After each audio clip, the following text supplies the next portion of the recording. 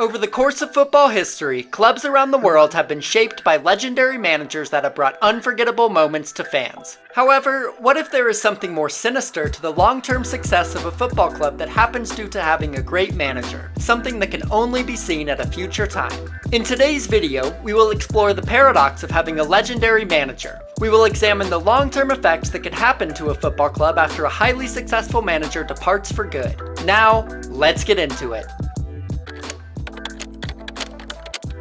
It is essential to first understand what is meant by the paradox of having a legendary manager at a football club, and how this can have unintended consequences in the future. Similar to the changing of politicians, the departure of a legendary club manager leaves a power vacuum after they have left. In particular, managers that have achieved great success at a club have shaped the club's culture, identity, and player rosters in the mold of their approach and philosophy. Despite bringing great times to the club during their managerial reign, the long-term effect is inevitably a club structure that will likely be changed when their successor comes in, causing underlying issues to long-term success after they have left. What's more, the years of triumph under a great manager builds expectations amongst the fan base of continued trophies and magical moments long into the future. The overall outcome of these factors is that the price paid for great success under one manager can mean years of pain and suffering under the next manager, and possibly for years to come due to the pressure on replacements for immediate success. This is the legendary manager paradox.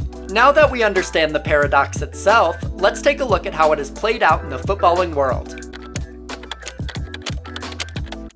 Manchester United is one of the most storied and decorated clubs in English football. The club has become synonymous with success and built a worldwide fan base on the back of legendary moments. In recent times, this can be attributed to Sir Alex Ferguson, who was the club's manager from 1986 to 2013. During his time in charge, he won 38 trophies, including 13 Premier League titles, 5 FA Cups, and 2 Champions Leagues. However, since his departure in 2013, Manchester United have undoubtedly struggled. In the 11 years that have passed, Manchester United have placed second in the Premier League twice and had 6 campaigns where they have finished outside of the top 4, or the traditional route to Champions League qualification. These troubled times have seen 6 different managers take charge of the first team, with none lasting more than 3 seasons at the club. While the club has won 4 trophies since Sir Alex Ferguson left, United fans have become more used to trophyless seasons than ones that have ended in measurable success. When we look at Manchester United's recent turmoil, the legendary manager paradox can be clearly seen.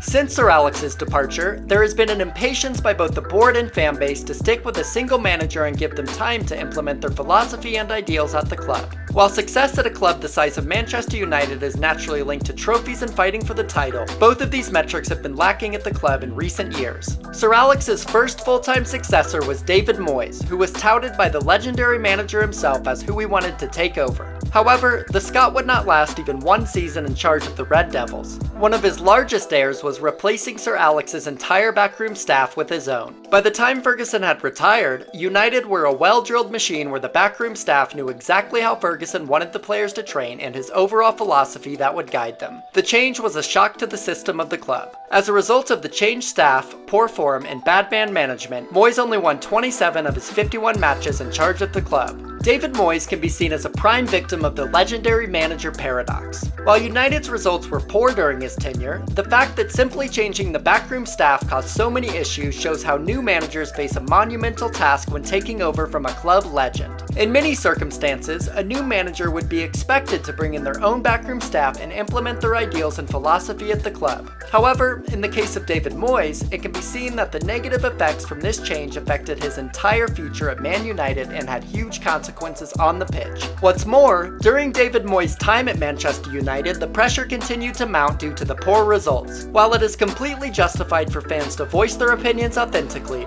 I believe the constant success under Ferguson created an imbalanced expectation of what a new manager would achieve following his departure. While football is a results business, 10 months is hardly enough time at a club to truly show what a manager is capable of. During his troubled spell, even United legends like David Beckham said the same. While I am not arguing that the sacking of Moyes was unjustified, it is clear that the power vacuum left following Sir Alex's retirement created an unstable situation where a new manager's changes were more likely to fail. A key example of the legendary manager paradox as we have defined it. Moving away from the north of England, let's take a look at how the legendary manager paradox played out after the reign of perhaps Sir Alex's greatest managerial rival, Arsene Wenger. While Ferguson won more silverware during his time with United, Arsenal's Arsene Wenger won 3 Premier League titles and multiple FA Cups during his tenure and was the only manager to go invincible in the 2003-2004 season. In addition to the trophies won, Wenger is credited with helping to revolutionize English football by helping to bring a more aesthetically pleasing style of play to the Premier League. For Arsene Wenger, his success at Arsenal was mainly during his early years with the club, and the previously mentioned invincible season catapulted him into legendary status.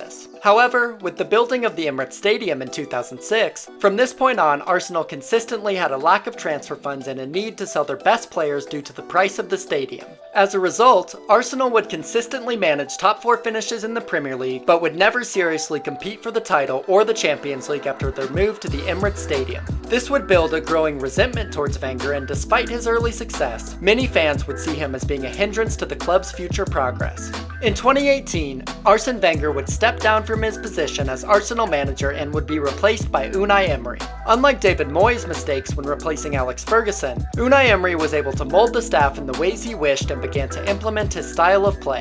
However, after years of decline under Wenger and a want for the return to the early 2000s successes, by the time Unai Emery was appointed, the expectations were incredibly high with the Arsenal fan base that the manager might be able to restore the club to its former glory. Unfortunately, however, this would not occur. Emery's tenure was riddled with inconsistency in results, which would lead to resentment amongst the fans and calls for his sacking. When it comes to the legendary manager paradox, again, Emery was in some ways a victim of the previous regime's success and expectation for glory quickly. During his time with the club, he took Arsenal to its first European final in over a decade and had made meaningful progress in returning to the Champions League. But for the fan base, this was not enough and would lead to his sacking in 2019. Returning viewers will know that I am a die-hard Arsenal fan, and I will be the first to say that I was rejoicing when Emery was sacked. Honestly, I could not watch Lucas Torreira play in the number 10 role anymore, but it would be amiss for me to say that Emery was given enough time to fully implement his ideas at the club, and I believe he is in part a victim of the legendary manager paradox. Anyway, enough with the Arsenal sentiment and bias. With changes to legendary managers on the horizon in the football world, let's take a look at the legendary manager paradox in the context of Liverpool's upcoming appointment of Arne Slot.